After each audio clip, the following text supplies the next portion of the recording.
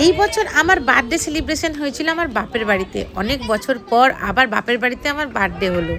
আর আমার মা সুন্দর এই কেকটা আনিয়েছিল আমার মেয়ে আর আমার বোনকে দিয়ে। আর এখানে দেখো সবাই হাজির ঘরের মধ্যে, বাচ্চারা থেকে বড়রা সবাই ছিল আমার এই বার্থডে কেক কাটার সময়। আর আমরা সবাই মিলে একটা ছোট্টখাট্টো এনজয় করেছিলাম ওই দিনকে সন্ধেবেলা। আর দাদা এনে দিয়েছিল সবার জন্য এগরোল, সবাই খাবে বলে। কেক খাওয়ার পর আমরা আবার এগরোলও খেয়েছিলাম, এগরোলের ভিডিওটা নেওয়া হয়নি। আর এই বাচ্চাগুলো দেখো কেকের জন্য একদম পাগলা হয়ে যাচ্ছিলো, ওরা কেক কাটার আগেই সব খামচা মেরে মেরে চেটে চেটে খেয়ে যাচ্ছিলো, তাই তাড়াহুড়ো করেই কেকটা কেটে নেওয়া হয়েছিল। আর এখানে অনেক চকলেটও দেখছো আমাকে সবাই এনে দিয়েছিল চকলেট। আর এই পাশে দেখো আমার আছে ফেস পাউডার আর ফেস ওয়াশ, এটা আমার বোন আমাকে এনে দিয়েছিল বার্থডের জন্য।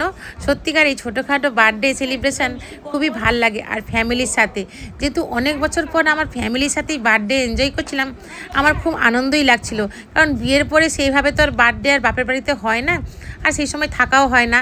কিন্তু এবছর বিয়েবাড়ির জন্য, বার্থডের জন্য এক জায়গায় আমরা সমবেত হয়েছিলাম।